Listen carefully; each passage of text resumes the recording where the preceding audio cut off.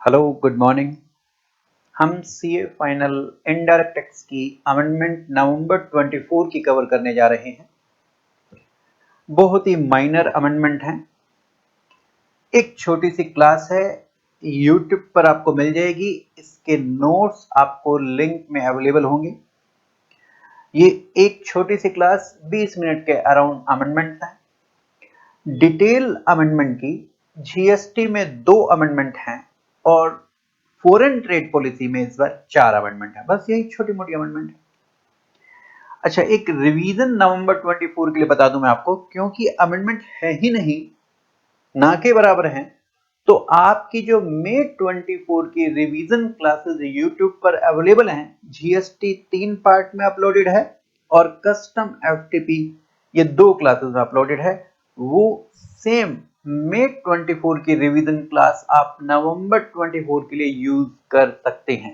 तो अलग से कोई रिवीजन नहीं डालने की जरूरत हमें इस बार। ओके, तो स्टार्ट करते हैं हम अमेंडमेंट। हाँ जी, आएंगे आपके पास ये नोट्स हैं। एक रजिस्ट्रेशन के चैप्टर में, एक मिसलेनियस चैप्टर में अमेंडमेंट है जीएसटी में, और फिर फॉरेन ट्रेड पॉलिसी में आपकी 4 अमेंडमेंट है। आइए सबसे पहली अमेंडमेंट की बात करते हैं, चैप्टर 7 जो आपका रजिस्ट्रेशन का है। हाँ जी, इसमें आपने रिस्की एसएससी के लिए बायोमेट्रिक बेस आधार ऑथेंटिकेशन के लिए पढ़ रखा है। मैं एक बार आपको याद दिला देता हूं। जब आप जीएसटी पोर्टल पर रजिस्ट्रेशन की एप्लीकेशन लगाते हैं, तो जब पार्ट बी भरते हैं आरजी 01 का, उस समय साथ में आप कुछ डॉक्यूमेंट्स अपलोड करते हैं, जैसे एड्रेस का प्रूफ, इलेक्ट्रिसिटी का बिल हो गया, राइट। अगर आपकी प्रेमाइसिस किराए पर है तो रेंट डीड हो गई। जो ओनर है उससे एनओसी, नो ऑब्जेक्शन सर्टिफिकेट हो गया। जो सिग्नेटरी हैं उनका अपना आइडेंटिटी प्रूफ, एड्रेस प्रूफ की कॉपी हो गई। अगर कंपनी है तो article of association, memorandum of association हो गया। ये डॉक्यूमेंट्स आप अपलोड करते हैं जब आप रजिस्ट्रेशन की एप्लीकेशन लगाते हैं। रजिस्ट्रेशन की एप्लीकेशन जब लगा रहे होते हैं पार्ट बी भरते टाइम, आधार वेरीफाई के लिए भी बोलता है। अगर आप आधार वेरीफाई ओप करते हैं वहां पर, तो आपके पास एक लिंक आता है ईमेल आईडी पर, जो आपने इसमें ईमेल आईडी डाली थी। उस ईमेल आईडी पर आप क्लिक करके आप अपना आधार डालते हैं और अपना आधार वेरीफाई कराते हैं। ठीक है, तो आपको रजिस्ट्रेशन मिल जाता है। लेकिन आपने आधार वेरीफाई कराया, फिर भी गवर्नमेंट को लगता है आप रिस्की एसएससी हैं, क्योंकि आजकल फेक इनवॉइसेस बड़े इश्यू हो रहे हैं, आईटीसी गलत मलत लिया जा रहा है। तो वो आपको रिस्की एसएससी में अगर डेजिग्नेट करते हैं, तो वो बोलते हैं हम ना आपको बुलाएंगे अपने डिपार्टमेंट के ऑफिस में, जिसको नाम देते हैं क्या, फैसिलिटेशन सेंटर। यहां पर हम आपको बुलाएंगे, हम आपके बायोमेट्रिक बेस्ड आधार ऑथेंटिकेशन करेंगे। मतलब आपके हाथ के थंब के उंगलियों के इंप्रेशन लेंगे, जैसे आधार बनता है ना, वैसे हम आपका ये बायोमेट्रिक बेस्ड रजिस्ट्रेशन देंगे। आपकी फोटो भी लेंगे वहां पर, और जो डॉक्यूमेंट्स तुम रजिस्ट्रेशन फॉर्म करते समय, पार्ट भी भरते समय अपलोड करे थे, उनकी ओरिजिनल कॉपी लेके आना। एड्रेस प्रूफ की जो भी डॉक्यूमेंट आपने अपलोड करे थे, जैसे उनके ओरिजिनल कॉपी लेके आना। ये हम चेक करेंगे। अगर हमने तुम्हारे को रिस्की एसएससी में डेजिग्नेट किया, तो हम आपको बुलाएंगे अपने ऑफिस में, फैसिलिटेशन सेंटर पर। वहां आपकी फोटो लेंगे, बायोमेट्रिक बेस्ड आपका थंब इंप्रेशन, आपके हैंड का इंप्रेशन लेंगे, और ओरिजिनल डॉक्यूमेंट लेके आना, उनको चेक करेंगे, फिर हम आपको रजिस्ट्रेशन देंगे।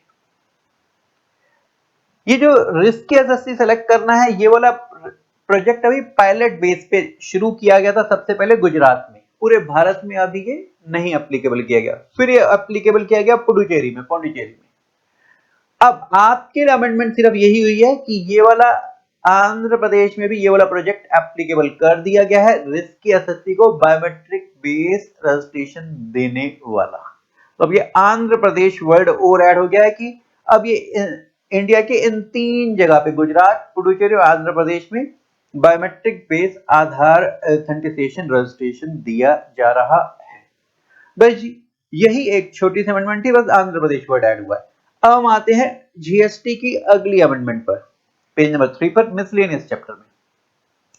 ये अमेंडमेंट भी आपने पिछली बार पढ़ी थी, तो इसमें भी कोई माथा बच्ची करने वाली बात ही नहीं है। मैं एक बार आपको रिकॉल करा देता हूं, बस इसमें एक पहले अकाउंट एग्रीगेटर वर्ड ऐड था, अब यहां पर एक public tech platform for frictionless trade और ऐड हो गया। क्या है, एक बार मैं आपको ये कंसेंट बेस्ड शेयरिंग वाला आपको याद दिला देता हूं। हाँ जी, ऐसा आपने पिछली बार भी अमेंडमेंट करी थी। एक होते हैं फाइनेंशियल इंफॉर्मेशन यूजर, एक होते हैं फाइनेंशियल इंफॉर्मेशन प्रोवाइडर। मान लीजिए ये मिस्टर ए है, ठीक है, मिस्टर ए जाता है यहां, ये है एसबीआई, ठीक है, ये फाइनेंशियल इंफॉर्मेशन यूजर कौन है, एसबीआई। इससे लोन लेने जाता है और कहता है मेरे को 50 लाख का लोन चाहिए। तो एसबीआई कहता है ये बता तेरे पास असेट्स क्या है, तेरे पास लायबिलिटी क्या है। कहता है मेरे पास ना मेरा एचडीएफसी में अकाउंट है, वहां पर मेरे पास 30 लाख रुपया पड़ा हुआ है। ऐसे मेरे पास म्यूचुअल फंड के यूनिट्स भी हैं, ऐसे मेरे पास इंश्योरेंस कंपनी की पॉलिसी भी है, और मैं जीएसटी में रजिस्टर्ड हूं, तो मेरी रेगुलर रिटर्न जाती है, एनुअल रिटर्न भी जाती है, और 3B जीएसटी और 1 ये सब जाती है मेरी, ठीक है। अब एसबीआई कहता है तूने जो मेरे को इंफॉर्मेशन दी कि मेरा एचडीएफसी में 30 लाख है, म्यूचुअल फंड में यूनिट्स हैं, इंश्योरेंस कंपनी में पॉलिसी एटसेट्रा, मैं इनको वेरीफाई कैसे करूं। या तो ये एसबीआई एचडीएफसी को, म्यूचुअल फंड को, इंश्योरेंस कंपनी को जीएसटी की जो रिटर्न आपने साथ में दी थी, टर्नओवर उसमें दिखाई थी, उसको वेरीफाई करने के लिए इनको चिट्ठियां भेजे। हो सकता है ये बैंक इनको जवाब दे या इंश्योरेंस कंपनी जवाब दे, जीएसटी वाले जवाब दे, हो सकता ना भी दे और बहुत लेट भी कर दे। तो इसके लिए एक जुगाड़ बनाया गया, इसमें इंटरमीडियरी को बीच में इंसर्ट किया गया। ये इंटरमीडियरी जो है इसे हम नाम दे रहे हैं ये अकाउंट एग्रीगेटर। ये आपने पिछली बार पढ़ा हुआ था। इस इंटरमीडियरी में अकाउंट एग्रीगेटर के साथ में public tech platform for frictionless trade भी ऐड हो गया है। तो ऊपर ये आपको जो अमेंडमेंट दे रखी यही दे रखा है। हाँ जी, सेंट्रल गवर्नमेंट ने जिनके साथ इंफॉर्मेशन शेयर की जा सकती है उसमें ये बताया है कि अकाउंट एग्रीगेटर और दूसरा public tech platform for frictionless credit, ये इनके नीचे डेफिनेशन दे रखी, ठीक है। अब होगा क्या, ये अगर ये अकाउंट एग्रीगेटर पर ऐड हैं या public tech platform for frictionless credit पर ये ऐड हैं, तो ये इंफॉर्मेशन सील्ड कवर में डिजिटली साइंड, मतलब ये इंटरमीडियरी भी उनको चेक नहीं कर सकता क्या आपने टर्नओवर लिख के दी है, क्या बैंक अकाउंट में बैलेंस बताया है।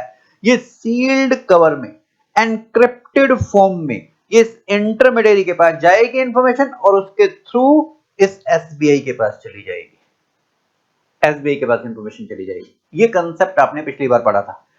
अच्छा, क्या ये इंफॉर्मेशन ये बैंक, म्यूचुअल फंड, जीएसटी वाले, इंश्योरेंस कंपनी, क्या ये बिना पूछे इस मिस्टर ए से बिना पूछे इंफॉर्मेशन शेयर कर सकते हैं? ना ना ना ना ना ना, मिस्टर ए से पहले कंसेंट लेनी है। मिस्टर ए से पहले क्या लेनी है? कंसेंट लेनी है। इसके कंसेंट के बाद ही ये जो फाइनेंशियल इंफॉर्मेशन प्रोवाइडर हैं ये इंफॉर्मेशन को शेयर कर सकते हैं, ठीक है। तो अब जीएसटी पोर्टल भी पहले मिस्टर ए से कंसेंट लेगा, राइट, फिर ये इंफॉर्मेशन को आगे शेयर कर पाएगा एसबीआई को। तो हमारे यहाँ पे जीएसटी के बाद है, तो अब हम इनको ऊपर छोड़ देते हैं। तो जीएसटी पोर्टल वाले अगर ये इसको इंफॉर्मेशन शेयर करना चाहते हैं अकाउंट एग्रीगेटर को या public tech platform for frictionless trade को, पहले मिस्टर ए से कंसेंट लेनी पड़ेगी। अब मैं एक बार आपको याद दिला देता हूं कौन कौन सी डिटेल जीएसटी पोर्टल शेयर कर सकता है। कंसेंट लेने वाली बात भी दिखा देता हूं मैं आपको। ये आपने ऐसा पढ़ा था, सेक्शन 158(1) में बताया गया है कि ये इंफॉर्मेशन कौन कौन सी शेयर की जा सकती है। हाँ जी, इन सेक्शंस को ओवरऑल किया और एक कॉमन पोर्टल के द्वारा, जीएसटी पोर्टल के द्वारा अकाउंट एग्रीगेटर या public tech platform frictionless trade को कौन कौन से इंफॉर्मेशन शेयर की जा सकती है, जो आपका रजिस्ट्रेशन फॉर्म में आपने डिटेल डाली थी, रजिस्ट्रेशन फॉर्म में। दूसरा आपकी 39 में जैसे 3B फाइल हो रही थी उसमें जो आपने डिटेल डाली है, या सेक्शन 44 में आपकी एनुअल रिटर्न जो फाइल हो रही है उसमें जो डिटेल आपने डाली है, टर्नओवर डाली है, उसको शेयर करना, ये शेयर की जा सकती है। इसके अलावा जब आप ई इनवॉइस बनाते हैं तो ई इनवॉइस पोर्टल पर नहीं इंफॉर्मेशन डालते, तो वो आपकी इंफॉर्मेशन शेयर की जा सकती है। इसके अलावा आपकी जीएसटीआर 1 की बिल वाइज डिटेल ये शेयर की जा सकती है, ठीक है। ई वे बिल की डिटेल शेयर की जा सकती है। तो ये इंफॉर्मेशन शेयर की जा सकती है, लेकिन ये इंफॉर्मेशन शेयर करने से पहले, क्योंकि मिस्टर ए ने लोन लेना है, तो मिस्टर ए क्या कंसेंट दे देगा जीएसटी पोर्टल को कि हाँ मेरी टर्नओवर शेयर कर दो, तभी तो लोन मिलेगा। भाई एसबीआई वाले चेक करना चाहते हैं तुमने जो टर्नओवर बताई वो सही है कि नहीं है, तो इसके लिए मिस्टर ए पहले कंसेंट देगा जीएसटी पोर्टल को। तो यहां पर सेकंड पॉइंट में था for the purpose of sharing consent ली जाएगी सप्लायर से। कौन सी? एबीसी, ये जितनी भी डिटेल है सभी के लिए सप्लायर से कंसेंट ली जाएगी। और इसके अलावा बायर से भी कंसेंट ली जाएगी। ये बायर से कंसेंट क्यों ली जाएगी भाई? भाई आपने जीएसटीआर 1 में बिल वाइज डिटेल दी है, अगर बिल से बायर की आइडेंटिटी डिस्क्लोज हो रही है, भाई बायर का नाम भी है वहां पर, आइडेंटिटी डिस्क्लोज हो रही है, तो सेलर को पहले बायर से कंसेंट लेनी है, फिर डिपार्टमेंट को बतानी है, फिर कंसेंट देनी है। क्योंकि बायर की आइडेंटिटी डिस्क्लोज हो रही है ना यहाँ पर, तो रिसिपिएंट से भी ये कंसेंट ली जाएगी जब उसकी आइडेंटिटी डिस्क्लोज हो रही है। तो यहां पर फिर ये यही बताया था, कंसेंट लेने के बाद में फिर ये इसके बाद आगे शेयर की जाएगी ये डिटेल्स किसको? इस अकाउंट एग्रीगेटर को। और अगर इससे कोई नुकसान होता है, इस इंफॉर्मेशन शेयर करने से कोई नुकसान होता है, तो जीएसटी डिपार्टमेंट की कोई जिम्मेवारी नहीं है, ये जिम्मेवारी तुम्हारी खुद की है। मिस्टर ए ने लोन लेना था, मिस्टर ए के कहने पे हमने इंफॉर्मेशन शेयर किया, तो यहां पर ये डिपार्टमेंट की, गवर्नमेंट की पोर्टल की कोई जिम्मेवारी नहीं है, इनके अगेंस्ट में कोई एक्शन नहीं लिया जा सकता, तुम्हारे कहने पे ही हमने इंफॉर्मेशन शेयर करी है। तो यहां पर अमेंडमेंट क्या हुई है जी? ये जो इंफॉर्मेशन शेयर की जाती थी इंटरमीडियरी को, वो अकाउंट एग्रीगेटर था, उसके साथ साथ ऐड कर दिया गया है public tech platform for frictionless credit. ये नीचे इनकी डेफिनेशन दी है, ठीक है। Public tech platform frictionless credit क्या है जी? Enterprise grade open architecture information technology platform conceptualised by RBI. और इसको डेवलप किया गया, डेवलप बाय किसने डेवलप किया है? इसकी होली ओन्ड सब्सिडरी, जो आरबीआई की होली ओन्ड सब्सिडरी है उसने इसको डेवलप किया है, ठीक है। तो आप इसे एक बार डेफिनेशन रीड करनी है तो कर लेना, नहीं तो मैंने आपको बता दिया, बस एक छोटा सा नाम ऐड हुआ है यहाँ पर, बाकी अमेंडमेंट नहीं है, बाकी तो पिछली बार ही आपने पढ़ा था। चलिए, यहां हमारी जीएसटी की अमेंडमेंट कंप्लीट होती हैं। अब कस्टम में तो है नहीं, कस्टम की फॉरेन ट्रेड पॉलिसी में है, और टोटल इसमें 4 अमेंडमेंट है, ठीक है। अब मैं आपको फॉरेन ट्रेड पॉलिसी की अमेंडमेंट कराने जा रहा हूं। इसमें सबसे पहली अमेंडमेंट पेज नंबर 5 पे आ जाएंगे। सेकेंड हैंड गुड्स में इंपोर्ट पॉलिसी में क्या अमेंडमेंट हुई है? इसमें सिर्फ कैपिटल गुड्स में एक, ये देखो मैंने अमेंडमेंट लिखा हुआ, ये वाला पॉइंट ऐड हुआ बस। क्या? मैं एक बार रिकॉल करा देता हूं। अगर आप फॉरेन कंट्री से सेकेंड हैंड गुड्स लेके आना चाहते हो, सेकेंड हैंड गुड्स लेके आना चाहते हो, उसमें भी हम किसकी बात कर रहे हैं? कैपिटल गुड्स की। पहले हम कैपिटल गुड्स की बात कर रहे हैं। एक लिस्ट दे रखी है, इस लिस्ट में लिखे हुए गुड्स को आप रेस्ट्रिक्टेड हैं, बिना अथोराइजेशन के, बिना परमिशन के आप इंपोर्ट नहीं कर सकते, अथोराइजेशन लेना पड़ेगा। इस लिस्ट में जो नाम आ रहे हैं, इस लिस्ट में जो नाम नहीं आ रहे हैं, बाकी गुड्स, कैपिटल गुड्स अगर आप इंपोर्ट करके आ रहे हैं, वो फ्रीली इंपोर्ट है, मतलब ये नहीं कि ड्यूटी फ्री है, ड्यूटी तो लगेगी, लगती होगी तो बस परमिशन नहीं लेनी पड़ेगी, अथोराइजेशन नहीं लेनी पड़ेगी, ठीक है। अब जिनके लिए परमिशन लेनी पड़ती है, जिन कैपिटल गुड्स की इंपोर्ट पर परमिशन लेनी पड़ती है, मैं एक बार आपको नाम याद दिला दूं। अगर आप पुराना एसी लेके आना चाहें, पुराना डीजल वाला जनरेटर लेके आना चाहें, पुराना कंप्यूटर लेके आना चाहें, पुराने पर्सनल कंप्यूटर लैपटॉप के पार्ट्स, रीफर्बिश्ड, रिकंडीशन, ये आप इसके पार्ट्स लेके आना चाहें, ठीक है। रीफर्बिश्ड स्पेयर्स ऑफ और रिफर्बिश्ड पार्ट्स ऑफ, ये पीसी लैपटॉप के पुराने पार्ट्स लेके आना चाहें तो, या नोटिफाइड इलेक्ट्रॉनिक आईटी गुड्स, जैसे इसमें लैपटॉप आता है, ठीक है। अगर आप पुराना लैपटॉप लेके आना चाहें तो, पुराने लैपटॉप अगर आप इंपोर्ट करना चाहें तो आपको पहले परमिशन लेनी पड़ेगी। ये रेस्ट्रिक्टेड गुड्स है, ये फ्री गुड्स नहीं है। फ्री गुड्स का मतलब ये नहीं कि ड्यूटी लगेगी, ड्यूटी तो लगती है फ्री गुड्स में, लेकिन परमिशन नहीं लेनी पड़ती इंपोर्ट करने के लिए। लेकिन जो रेस्ट्रिक्टेड गुड्स उनके लिए आपको ऑथराइजेशन चाहिए, आपको परमिशन लेनी पड़ेगी। आप पुराना एसी, जनरेटर, डेस्कटॉप कंप्यूटर, पुराने पार्ट्स पीसी लैपटॉप के, या पुराना लैपटॉप ये लेके आना चाहते हैं तो परमिशन चाहिए। अब ये जो नया ऐड हुआ वो जरा सुन लीजिए। एसईजेड से, स्पेशल इकोनॉमिक जोन, इंडिया में ही है। अब हम बाहर से फॉरेन कंट्री से ला रहे, एसईजेड नोएडा में है, ठीक है। वहां से हम डोमेस्टिक टैरिफ एरिया, इंडिया के किसी दूसरे पार्ट में, नोएडा का वो एससीएड वाला एरिया, स्पेशल इकोनॉमिक जोन वाला एरिया, उसको छोड़ दिए, बाकी इंडिया के पार्ट को हम क्या बोलते हैं, डीटीए, डोमेस्टिक टैरिफ एरिया। वहां पर अगर आप पुराने IT assets, use IT assets, जैसे पुराना लैपटॉप, पुराना डेस्कटॉप, पुराना मॉनिटर, पुराना प्रिंटर, अगर आप ये लेके आना चाहते हैं डीटीए में, एससीएड से, इंडिया में ही है एससीएड और डीटीए भी, तो एससीएड से अगर आप पुराने गुड्स लेके आना चाहते हैं, पुराने आईटी एसेट्स लेके आना चाहते हैं, तो परमिशन चाहिए, पहले ये नहीं चाहिए होती थी। बस यही अमेंडमेंट हुई है। इसके अलावा, इस लिस्ट के अलावा बाकी जो गुड्स हैं, all of the second hand capital goods क्या हैं जी, फ्री फॉर इंपोर्ट है। या पुराने पार्ट्स बाकी गुड्स के जिनकी लाइफ 80% बची हुई, अगर चार्टर्ड इंजीनियर सर्टिफिकेट दे देता है, तो वो भी क्या है, फ्री फॉर इंपोर्ट है। फ्री फॉर इंपोर्ट है मतलब इस लिस्ट में आने वाले गुड्स के अलावा बाकी कैपिटल गुड्स अगर आप लेके आ रहे हैं तो फ्रीली इंपोर्ट कर सकते हैं, मतलब परमिशन नहीं चाहिए। ड्यूटी लगती होगी तो लगेगी, परमिशन नहीं चाहिए, अथोराइजेशन नहीं चाहिए, लेकिन इन गुड्स के लिए अथोराइजेशन चाहिए। तो अमेंडमेंट क्या हुई है, यहां पर पूछा जा सकता है आपसे क्वेश्चन कि यूज्ड आईटी एसेट्स अगर आप एससीएड से लेके आ रहे हैं, हो क्या रहा था, स्पेशल इकोनॉमिक जोन में अगर गुड्स फॉरेन कंट्री से इंपोर्ट होते तो ड्यूटी नहीं लगती। वो क्या करते थे, 1 महीना 10 दिन 15 दिन यूज किया, फिर डीटीए में बेच दिया। भाई डीटीए में बेचा तो ड्यूटी दे ही नहीं रहे थे, फॉरेन कंट्री से डीटीए में आता ड्यूटी लग रही है पुराने गुड्स पर। ये एससीएड से डीटीए में दे रहे, बेच रहे थे और कोई परमिशन नहीं लेते थे, बस बचे जा रहे थे। तो यहां इन्होंने बोल दिया ना ना ना, पुराने गुड्स अगर आप डीटीए में बेच रहे हो तो आपको पहले अथोराइजेशन लेनी पड़ेगी, परमिशन लेनी पड़ेगी, पता लगना चाहिए हमें, पता होना चाहिए हमें, ठीक है। तो एससेट से डीटीए में अगर यूज आईटी एसेट्स बेचे जा रहे हैं, use laptop, desktop, monitor, printer, तो परमिशन चाहिए। बस यही एक छोटी सी अमेंडमेंट है और कुछ नहीं। तो इनपुट, पुराने इनपुट पे कोई चेंज नहीं है, तो वो नहीं बता रहा मैं आपको।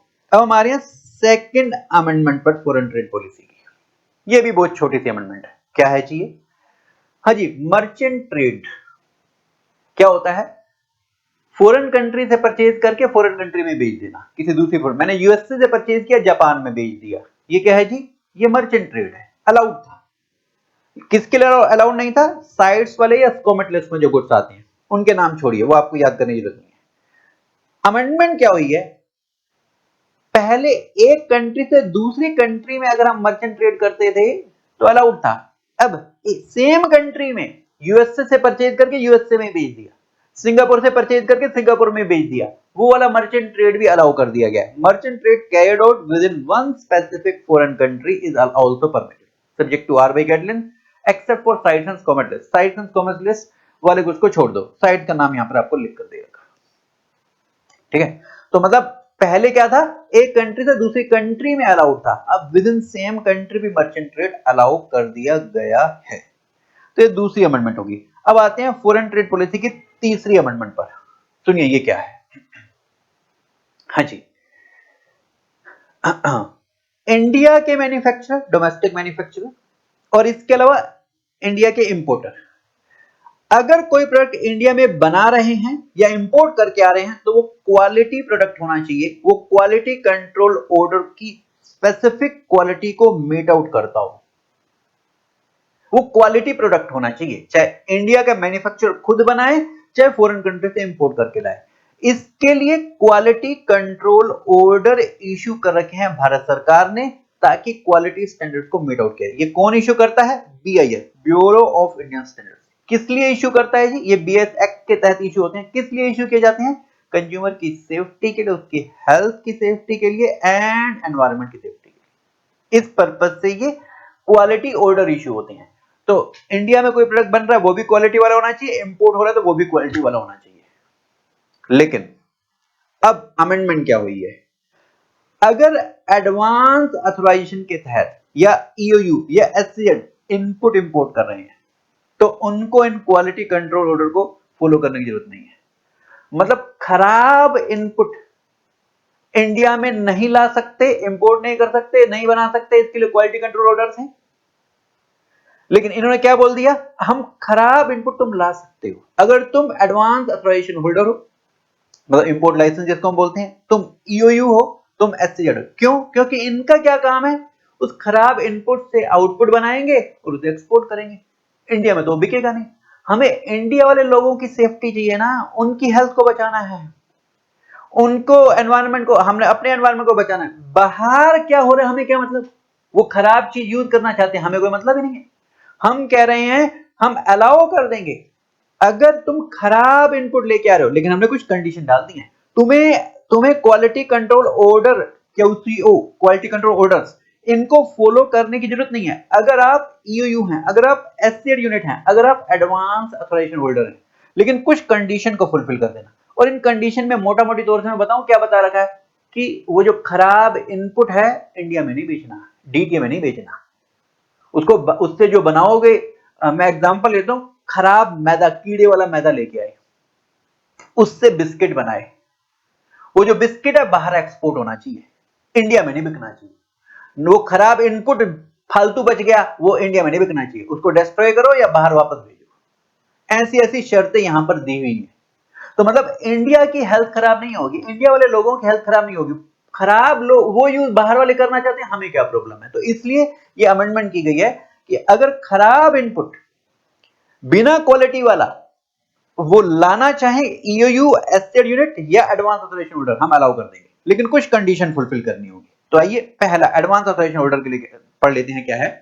प्री इंपोर्ट कंडीशन, क्या उस इनपुट को यूज करना है एक्सपोर्ट प्रोडक्ट में। जैसे मान लीजिए पहले बिस्किट बाहर से, फॉरेन कंट्री से, किसी एक्स कंट्री से हमारे पास एक्सपोर्ट का ऑर्डर आया है।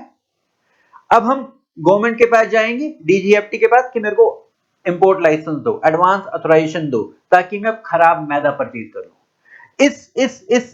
इस एडवांस ऑथराइजेशन में आपको एग्जम्पशन एंडोर्स करा लेनी है। मतलब यहां पे लिखवा लेना, मैं खराब मैदा लेके आऊंगा, इससे बिस्किट बनाऊंगा और उसे एक्सपोर्ट करूंगा। ये इस एडवांस ऑथराइजेशन में एंडोर्स कराना, exemption shall be specifically endorse in the advance authorisation. ठीक है, ये इसमें लिखवा देना। अब इसके बाद में आप इंपोर्ट करना, उस इनपुट को यूज करना एक्सपोर्ट प्रोडक्ट में, और उसको सिर्फ एक्सपोर्ट करना है। जो खराब मैदा मान लो अनयूटिलाइज बच गया, कीड़े वाला मैदा, उसे आप डीटीए में नहीं बेच सकते, या तो इसे डिस्ट्रॉय करो कस्टम या जीएसटी अथॉरिटी के सामने, या इसे री एक्सपोर्ट करो। इंडिया की हेल्थ खराब नहीं करनी, ठीक है, तो उसे या एक्सपोर्ट करना या डिस्ट्रॉय करना, ठीक है। और ये जो अनयूटिलाइज मैदा बच गया, इस पे हम आपसे ड्यूटी भी लेंगे और इंटरेस्ट भी लेंगे और कंप्यूटेशन फी भी लेंगे, ठीक है। और इसके अलावा आपको फिजिकल एक्सपोर्ट करना है, जो खराब मैदा से बिस्किट बनाया इसका फिजिकल एक्सपोर्ट करना, आप इसको डीम्ड एक्सपोर्ट नहीं कर सकते, फॉरेन कंट्री में ही जाना चाहिए, इंडिया में कोई डीम्ड एक्सपोर्ट ईओयू को नहीं भेज देना, ठीक है, डीम्ड एक्सपोर्ट नहीं करना। और ये जो स्कीम है, ये डबल ए के अगेंस्ट में खराब मैदा ला सकते हो। एक आपने फॉरेन ट्रेड पॉलिसी में डीएफआई स्कीम भी पढ़ी होगी, उसके तहत आप खराब मैदा नहीं ला सकते। तो ये वाला डबल ए वाला पॉइंट कवर हो गया जी। अब ऐसा ऐसा ही हमारा ईओयू में है, ऐसा ऐसे ही हमारा एससीजेड में है। तो एक बार मैं शॉर्ट में समराइज कर दूं, डबल ए में क्या कह रहा है जी, आप खराब मैदा लेके आना चाहते हो तो ऑर्डर आया एक्सपोर्ट का, आप डबल ए लेने हो, उस पर एंडोर्स करा दो कि हम खराब मैदा जो ला रहे हैं इससे बिस्किट बनाएंगे, इसे एक्सपोर्ट करेंगे। अब इससे बिस्किट बना के एक्सपोर्ट करो, खराब मैदा अगर बच गया है या तो उसको डिस्ट्रॉय करो या उसको री एक्सपोर्ट करो, और उस पर खराब मैदा पर ड्यूटी इंटरेस्ट भी दे दो जो बच गया है तो। और इसको बिस्किट जो बनाया इसको फिजिकल एक्सपोर्ट करना, डीम एक्सपोर्ट नहीं करना। और ये डबल ए के अगेंस्ट में खराब मैदा ला सकते हो, डीएफए के अगेंस्ट में नहीं। अब आते हैं ईओई के लिए भी ऐसी ऐसी कंडीशन है क्या जी। ईओई के लिए भी अगर वो क्यूसीओ क्वालिटी कंट्रोल ऑर्डर को नहीं फॉलो कर रहा है, तो हम कुछ कंडीशन दे रहे हैं कि जो मैदा लाए हो उसे एक्सपोर्ट, उससे कुछ प्रोडक्ट बनाना और उसे एक्सपोर्ट करना, उसे डीटे क्लियरेंस नहीं कर सकते, नो ड्यूटी क्लियरेंस, उसे इंडिया में नहीं बेच सकते, ना उस मैदा को बेच सकते हो इनपुट को, ना उससे जो गुड्स बने, जो बिस्किट बने, गुड्स मैन्युफैक्चर, उस बिस्किट को भी नहीं, बिस्किट को भी नहीं।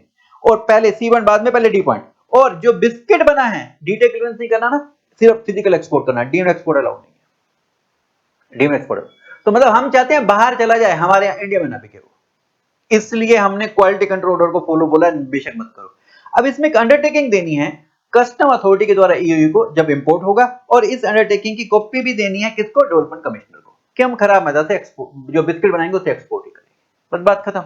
सेम एससीजेड के लिए भी है, एससीजेड यूनिट है तो कह रहा है कि हम क्यूसी ऑर्डर को नहीं फॉलो कर रहे हैं, बस वो इनपुट जो आप मैदा लेके आओ उसे बिस्किट बनाने के लिए, एक्सपोर्ट प्रोडक्शन के लिए यूज करना, उसको डीटे क्लियरेंस मत करना, इंडिया में मत बेचना, ना मैदा को ना उससे जो गुड्स बने, बिस्किट बने उसको, और इसको फिजिकल एक्सपोर्ट ही कर सकते हो, डीम्ड एक्सपोर्ट नहीं। और ये अंडरटेकिंग यहां पर कस्टम ऑफिसर को नहीं देनी है, बस डेवलपमेंट कमिश्नर को देनी है, जो एससीएड का डेवलपमेंट कमिश्नर होता है। बस बात खत्म, ये वाली अमेंडमेंट भी कंप्लीट हो गई। लास्ट अमेंडमेंट, एफटीपी की लास्ट अमेंडमेंट, अमेंडमेंट नंबर 4। ये क्या है जी?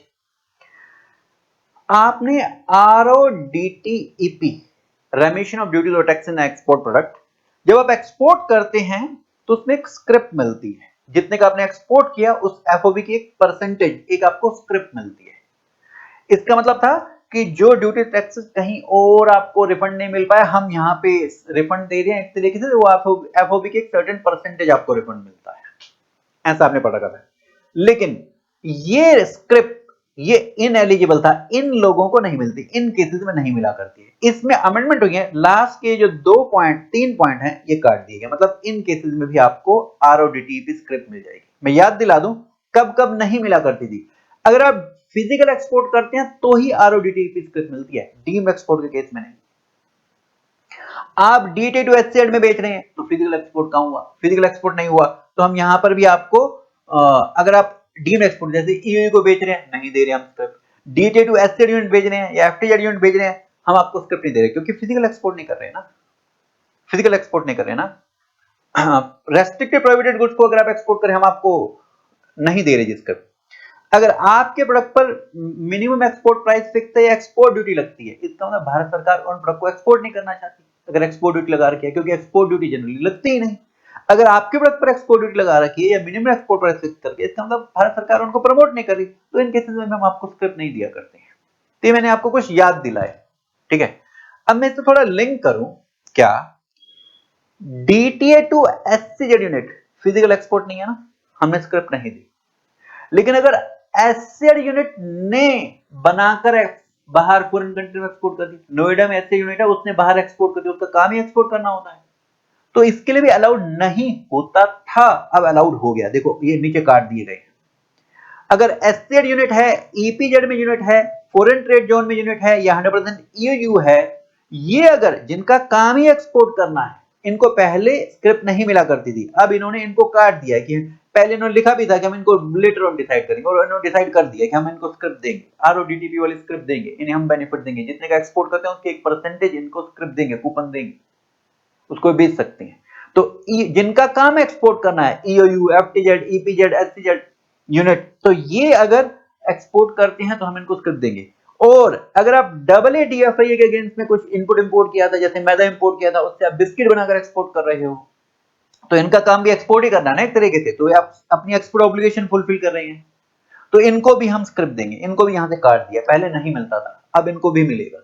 और तीसरा जो काटा है वो क्या, अगर ईएसटीपी या बीटी में प्रोडक्ट मैन्युफैक्चर हुए हैं, बीटी में मतलब बायोटेक्नोलॉजी पर पार्क, और ईएसटीपी इलेक्ट्रॉनिक हार्डवेयर टेक्नोलॉजी पार्क में अगर कोई प्रोडक्ट मैन्युफैक्चर हुए हैं, तो भी अगर वो एक्सपोर्ट हो रहे हैं तो भी अब आपको स्क्रिप्ट मिलेगी, इनको काट दिया गया। मतलब इन 3 केसेस में पहले नहीं मिलती थी स्क्रिप्ट, अब मिलेगी। मैंने इसके लिए क्वेश्चन आपको क्लास में करा रखा था, एक पॉइंट ये बायोटेक्नोलॉजी वाला, ये वाला पॉइंट भी था, कई क्वेश्चन करा के थे, एक क्वेश्चन मैंने यहाँ पे दे दिया आपको, ताकि आपको कंसेप्ट समझ में आ जाए।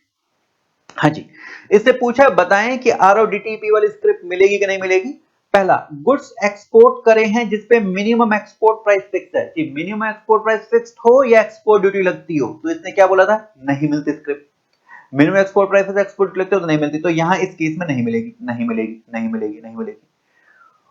और स्क्रिप्ट का रिवार्ड इन्होंने दे रखा है 4%। ये किसका मिलता है, जो शिपिंग बिल में एफओबी वैल्यू दे रखी है उस पे।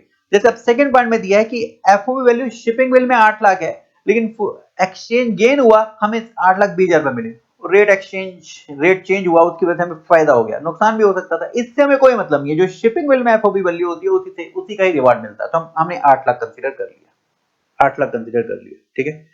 नेक्स्ट, बायोटेक्नोलॉजी पार्क में प्रोडक्ट बने हैं, इसको एक्सपोर्ट थ्रू डीटी यूनिट के थ्रू एक्सपोर्ट किए गए, इसके लिए स्क्रिप्ट नहीं मिला करती थी, अब मिलेगी।